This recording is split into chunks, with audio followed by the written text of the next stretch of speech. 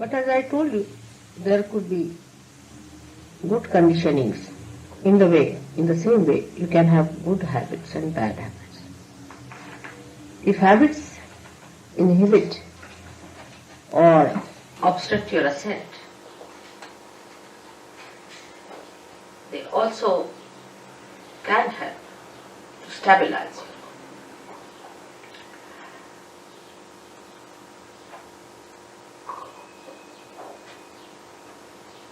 The conditioning comes to you from the matter with which we are dealing every day.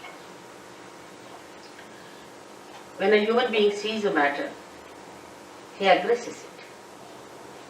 And he wants to use that matter for his own purpose. He changes the forms of the matter for his own purpose. He starts getting used to matter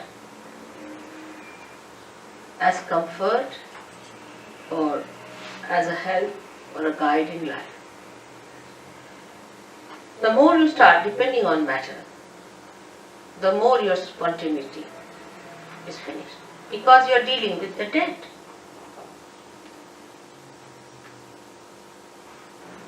Matter, when it is dead, then only we deal with it.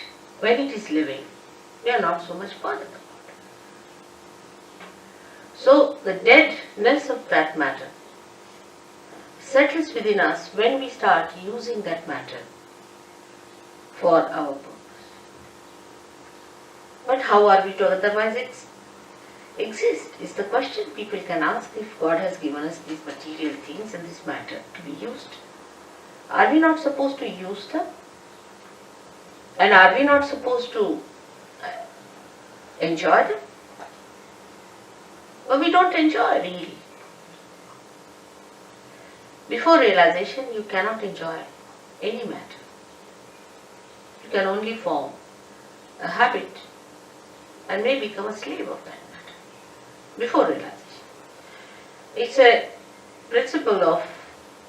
fundamental principle of economics that wants in general are never satiable.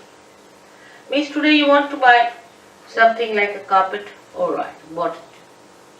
So now that carpet becomes a headache because it's your possession, you have to look after it. You have to insure it, you have to worry about it that it doesn't get spoiled, first of all. And secondly, you really get into another mood of buying something else. Now you have bought the carpet, finished. Then you have to have something else, then you have to have something else, then you have to have something else. So it does not satiate you. It does not give you the joy. Matter can never give you joy. It's the spirit that gives you joy. And when the ascent takes place, then you become the spirit. Then matter takes another value system within ourselves. The value system of matter is very different. As I am sure Jason must have told you, that when you get your realization, then you start feeling the cool breeze in the hand. In relationship to matter, it's very helpful to be realized so. Because immediately you know what is good for you and what is bad. For example, you eat something that's not good for you. Immediately you lose your vibrations or will become hot. Even looking at it may happen. You want to sit on a chair on which somebody who is a very wrong type of a person has sat. Immediately you feel, oh, something wrong in this place. With your vibrations, which is a definite thing and absolute thing. And this conditioning can only be over. These habits can be overcome only if you become the spirit, because spirit is always dominated by the matter. And the spirit has to overcome that domination of the matter. Actually, spirit cannot be dominated by anything. But what I mean is that it is covered, like the sun can be covered with clouds. In the same way, all our domination, or we can say all our enslavement of the matter makes us dominate our spirit in the sense that we cover it up. The clouds are there. We can't see the spirit. We can't feel the spontaneity, which is the beauty of the spirit. We do not feel in a person. So in judging a person, what do we judge? How that person looks, what dress he's wearing, how he walks, what are his formal ways, does he know how to say thank you, sorry or not, you see. All these things impress us very much. What sort of a car he has, what sort of a house he has. Maybe we may miss a saint. We may miss Christ again because he was a carpenter's son. How are we to know who is Christ? Is there any way of finding out who is Christ? Many people are now talking, Christ is going to come, he's going to come on the television. You can put up anyone there as Christ. How are we going to make it out? By his dress or by some sort of a thing they have done? Most of the paintings of Christ and most of his statues that I have seen are nowhere near Christ. Nowhere near Christ. See, they are horrid things. I don't know what are they. So how will you make it out that this is Christ or not? Or this is some sort of a hocus pocus fellow or some sort of a person who has come just deliberately to delude us from reality. There is no way out to find out what is the truth, because we are so much used to material forms that we have. For example, our idea of art also is in the same way, molded. We like this kind of art. If you ask why? Because, this is this kind of a thing, harmony, or maybe this is more proportioned and all that. Well, how do you know? Because you've read certain books, or maybe that you have understood from somebody else that this is art, this is beautiful. You brand something as beautiful. But is it really? If it is beauty, it should be spirit. Because spirit is beauty and beauty is spirit. So is it beauty? How do you make out that this art is beautiful or not? For example, according to all normal ideas of womanhood, I don't think Mona Lisa is a beautiful woman. The way these days you see mosquito-like women are regarded as beautiful. So how they call Mona Lisa so beautiful? What's in her? Thousands of people would be assembled to see that painting. Why? What is that? Only vibrations will tell you that it emits vibrations. It appeals to your spirit without your knowledge. You are not aware of it. It appeals to your spirit. That's why universally that painting is appreciated.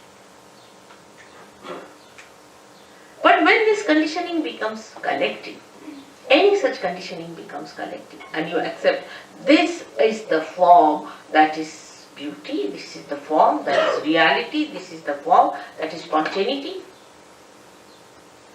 then the confusion starts. The confusion starts at that point, when it becomes a collective thing. For example, I met some people or some gurus. When I asked them, what makes you think that your guru is truthful? What has he given? He said, because sitting in my chair I just start jumping by myself. I don't do it, but it happens, it's spontaneous. And in my presence, the way his body was moving was so horrifying.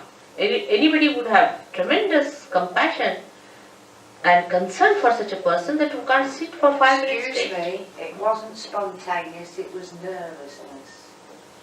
Yes, that's what I'm saying. But You're very wrong in what you talk. What? About everything. From where do you come? Up the road. That's it. Better go. While you're on my own. Look at that. She'll go to the pub now. Must try to understand the subtleties, you see. If you are confirmed with what, now supposing somebody started jumping in the thing, and he says, and she says, these two nerves That means you are not in control of your nerves, isn't it? Don't you think so? You are not in control. You have not control. Spontaneity is a thing which is not a thing that makes you a slave. This is the point I am trying to bring. It doesn't. It makes you a master. Spontaneity must make you a master and not a slave of it. She must have come from TM, because TM people jump like that. And they end up as epileptic people. I have cured so many of them. I don't know if someone has come from there. Even the head of their academy in Scotland, the Flying Squad Academy as I call it, where people paid 3,000. Now this gentleman sitting here is one of them who suffered. When they suffer, then they know what it is. The other day we saw somebody with epilepsy of such frequency, the poor child, he was hardly 26 years of age, young man, supposed to enjoy his life, was going into such trauma you can't imagine. And if this is happening to somebody going to a guru, you paid for it, how can it be anywhere near spirit? This is what I am trying to tell you. That spirit gives you spontaneity in which you are the master. You are the master of yourself. Complete master. No enslavement of any kind. No habits formation coming. All habits drop out. You become so spontaneous that I don't have to tell you. You just drop out all habits. And you become a master of yourself. That should happen to you. Instead of that, if you indulge into things which enslave you, you may like it for a while because you can't help it. But if you really sit down, you will know that it's not the thing that you wanted. You wanted to be the master of yourself. Now here in this map, as is shown, we have two powers, left and right powers. The left power is the power that gives us condition. Left side, the subconscious, the collective subconscious. That gives us the condition. Now if you try to deny all that, then the right side is even worse. It gives us action, but with action we can become very ego-oriented. So both ways it can be troublesome. Supposing you say that, alright, I have no conditioning of any type, what's wrong in doing this, what's wrong in doing that? And if you just move with that idea, with that freedom, it will be abandonment, it may not be freedom, because freedom must have wisdom behind it. So both the sides, the movements on both the sides are wrong. So what is alright in the center is not to get conditioned by anything and not to be ego-oriented. But how to do it is the problem. The problem is how to do it. To be spontaneous is to be absolutely free. Now I would consider these two powers as say a brake and an accelerator in a car. Now you use both the powers. You use the brake first, you use the accelerator, you try to control these two powers. But first of all, it is difficult to understand how you to use these powers. Gradually, with practice, you know how to drive the car, you become the good driver. After becoming the good driver, still you are not the master of the driver. But then you become the master. So today the master within us is the spirit. But before realization, we are not the master. Because the master has not come in our conscious mind. It is not expressing in our conscious mind, in the sense that we are not empowered by its powers. The spirit exists, it has its own powers.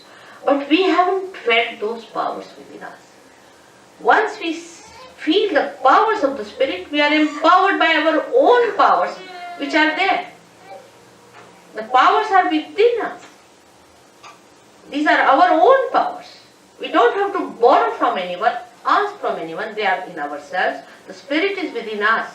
Only thing that spirit has to give light in our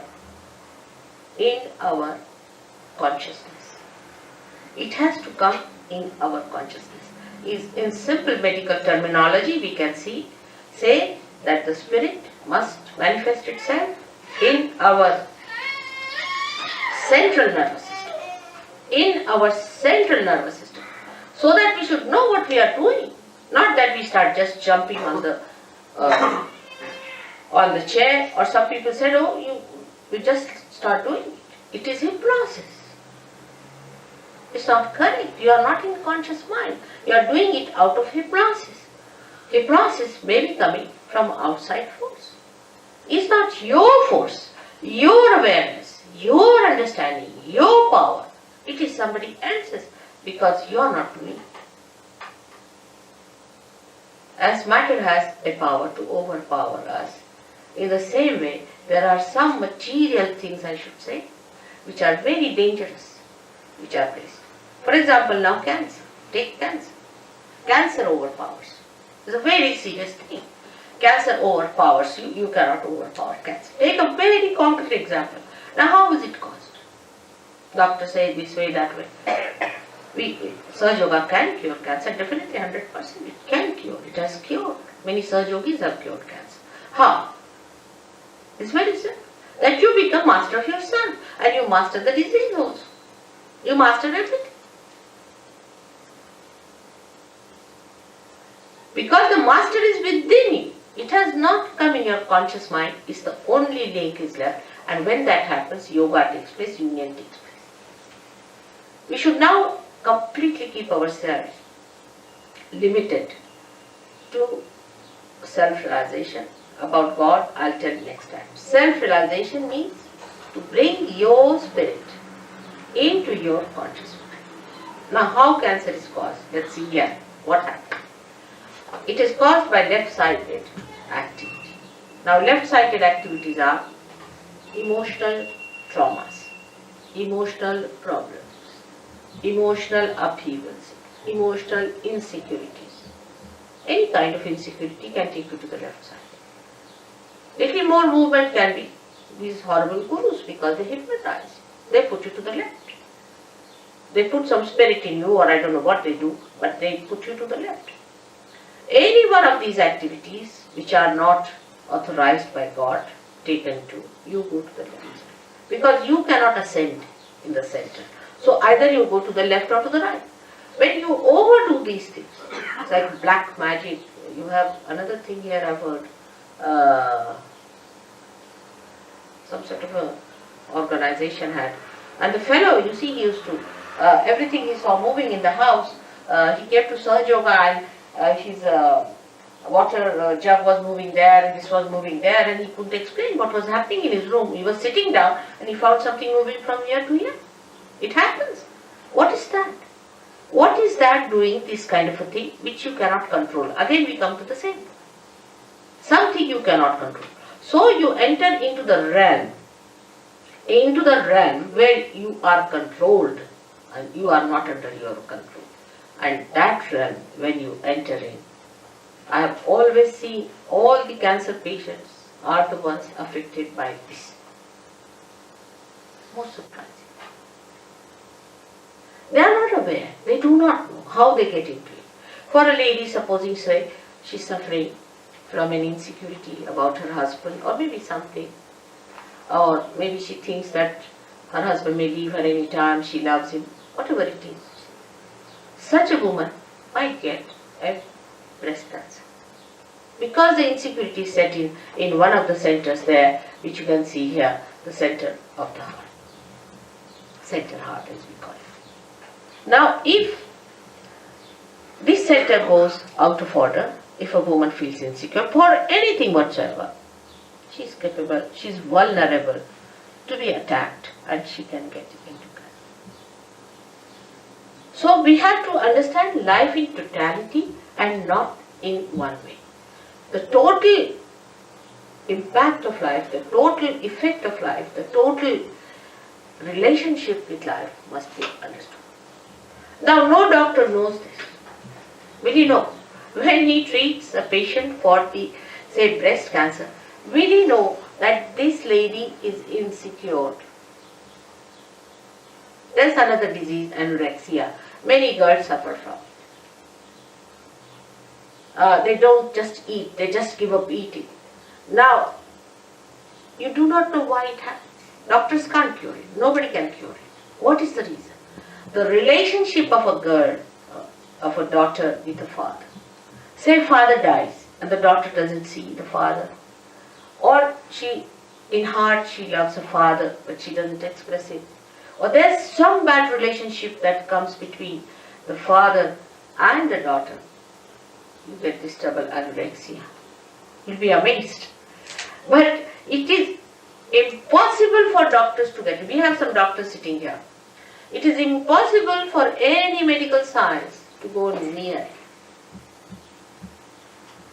Because they do not see a human being in its totality. It's a very delicate instrument God has created. The way we are harsh with others, the way we sometimes try to trouble others,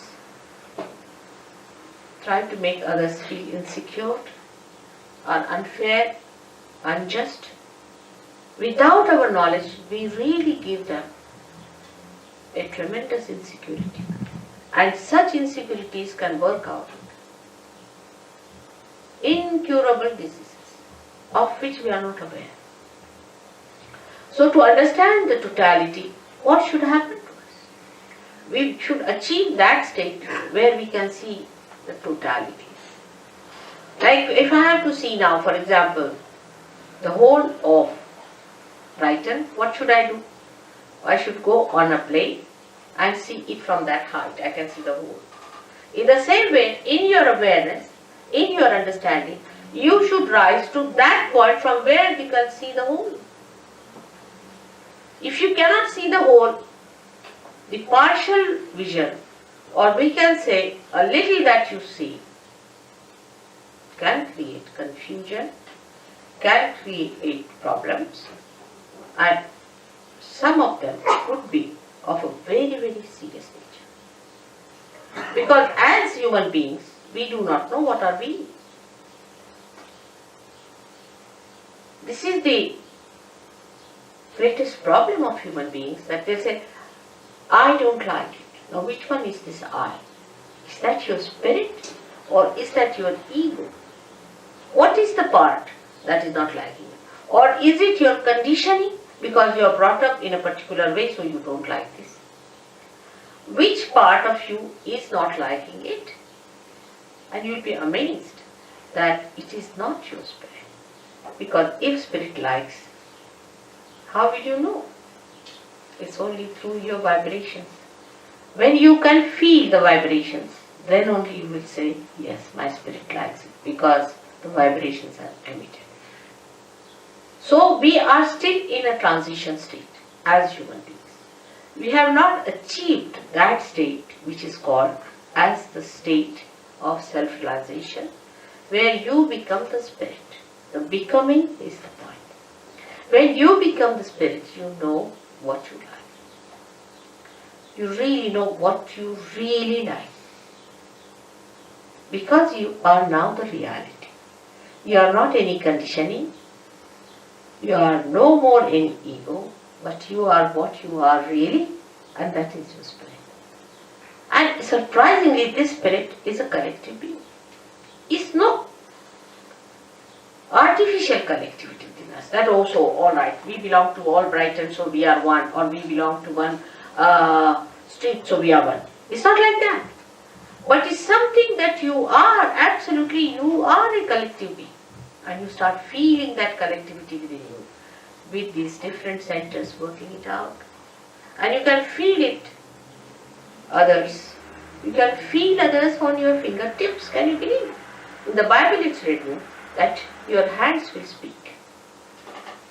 The description of these days is that your hands will speak. Why not people go and find out what does it happen? How can your hands speak? This is what happens, that on your fingertips you start feeling and understanding what is reality, what is beauty, what is joy, what is love.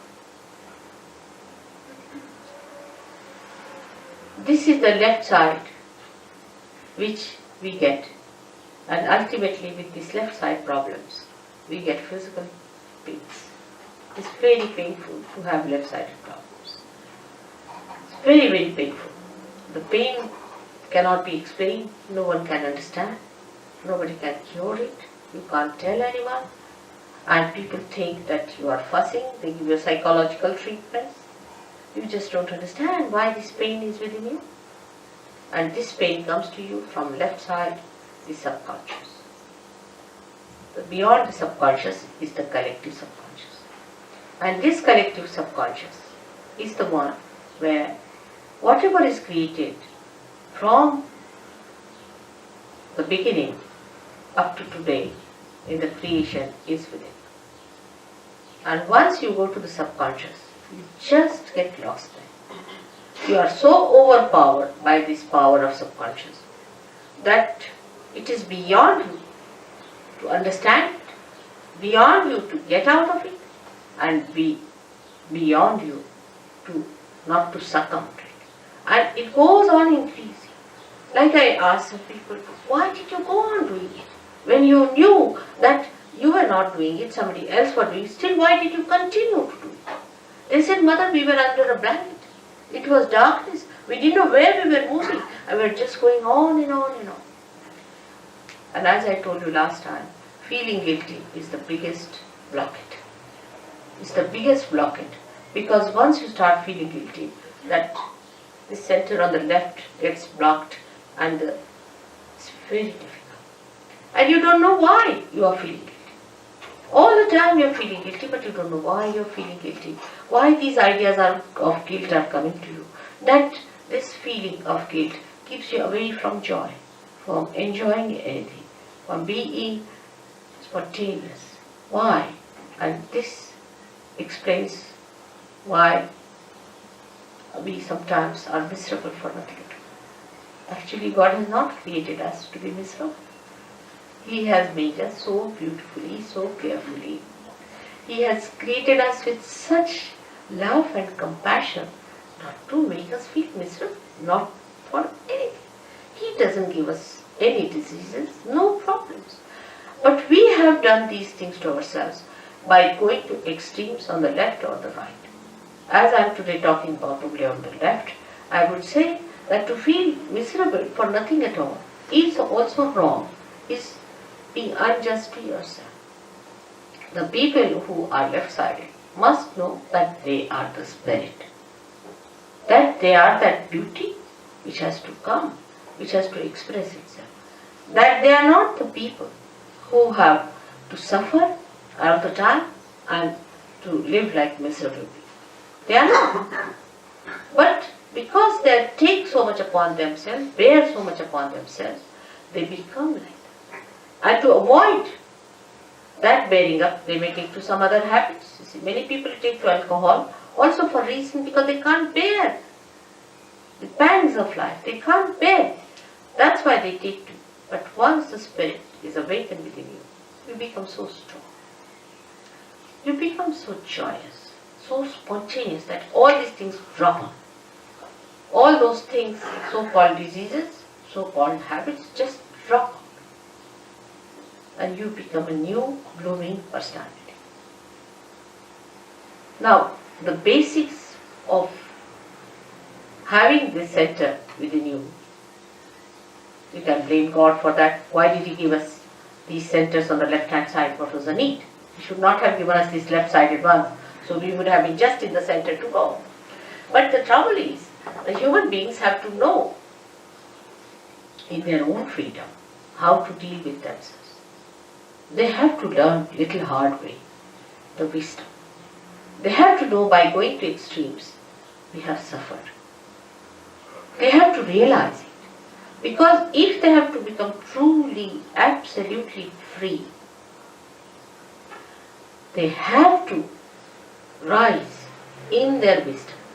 If they are not wise people, then they cannot enter into the kingdom of God because they will be abandoned people. Say, people who are abandoned, who don't understand any laws and regulations, if you get them in England, we have to put them in jail. In the same way, human beings who have not got that wisdom within themselves, through sufferings only one learns, but we should not ask for suffering. When we ask for sufferings, we are asking actually for mistakes to begin with. How will you suffer if you do not commit mistakes? So when we ask for sufferings, we are committing mistakes. So what we should ask for is nothing but our spirit. And if you ask for your spirit, it is your own and you have to get it. It is in your own right that you are going to get it. It's no way that I am obliging you or doing something special for you. It's all there. You are like a light which is just to be enlightened, because I am an enlightened light. And you become an enlightened light and you can enlighten other lights also. It's very simple. If you become an enlightened light, you can enlighten others. You don't have to bother about anything else there. You become an enlightened light yourself. That's the point. It is all there. It is all your own. You have to just have it. It is as simple as that. There is nothing very complicated as these people make it, or anything that these philosophers have put before you. Nothing of the kind. It's very simple. It is within you. It is spontaneous. It is a living process. As in living process you have become human beings, you are going to become superhuman beings. It's absolutely spontaneous. You can't pay for it. How can you pay? I mean, an absurdity. If it is a living process, how can you pay? How much do you pay to the tree to grow up? I mean, in anything living, do we pay anything? How much do we pay our nose to breathe? Can we pay for it? It's absurd. It's ridiculous. The way we pay for it, we cannot. It's a living process. You have to become, an egg has to become a chick. Now, how much do you pay to an egg to become a chick? Or how much does an egg pay to the mother for becoming a chicken? It's that ridiculous. But we never understand that living things are so spontaneous. We never see living things. We live with matter, with the dead, not with the living things. If you start watching a tree, you start watching a flower, how it becomes a fruit. You can't even watch because it's done so slowly. You can't even watch a flower becoming a fruit. Suddenly you find all coming up. Like when I came to London from India, I found all the trees were bare. Absolutely like dry sticks. Absolutely like dry sticks. Within a week, what I find is the green coming. Within the second week, it was all lush. Can't believe it. We never even notice. We take it for granted. It's happening. How does it happen? It's a miraculous thing. If you see it is miraculous, how these flowers, for example, the particular flowers are only on a particular tree, others are on another tree. How does it happen? Who chooses them? Who puts them in proper shape? Who organizes all that? And this is what one has to realize. And that is the all-pervading power of God that does all the living work. And once you become that, the spirit, then this power starts flowing through. You feel the power through you, as Christ was touched and he said some power has gone to someone. Like that. You just become a medium of that power flowing. But you are empowered to maneuver it, to manage it, to understand it. You know completely about it. You know how to give it. You know how to work it out. You know how to cure others, cure yourself. You know the complete working of your machinery. Apart from that, you get the power to overcome all the problems of your own machinery also. It's so fantastic. Whole thing sounds very fantastic because we have never seen this before.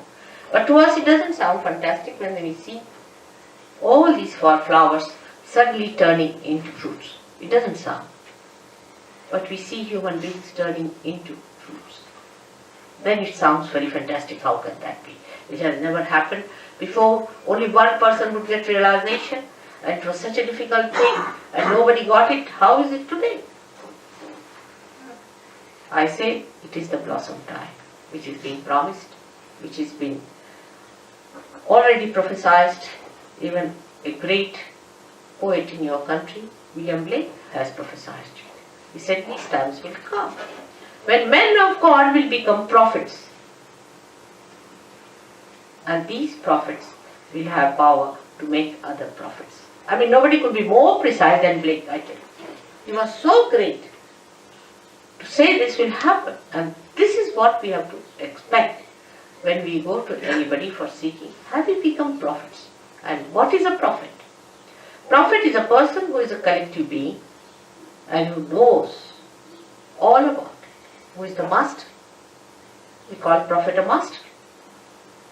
And that's what you have to become, the master. And that mastery is very simple because it's all built within you. Just it has to be connected. Like anything like a television set is to be connected to the mains. It's all built in, it's there. It just starts working. In the same way, you are that. You are that. Just it is to be connected.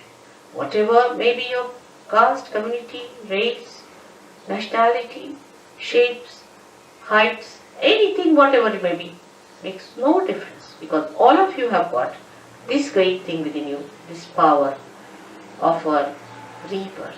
And you are to be born again, and you will be born again. Why not today? There's nothing to get angry, because people get angry sometimes because they don't like anybody telling them about something of which they themselves are feeling bad. They don't like it.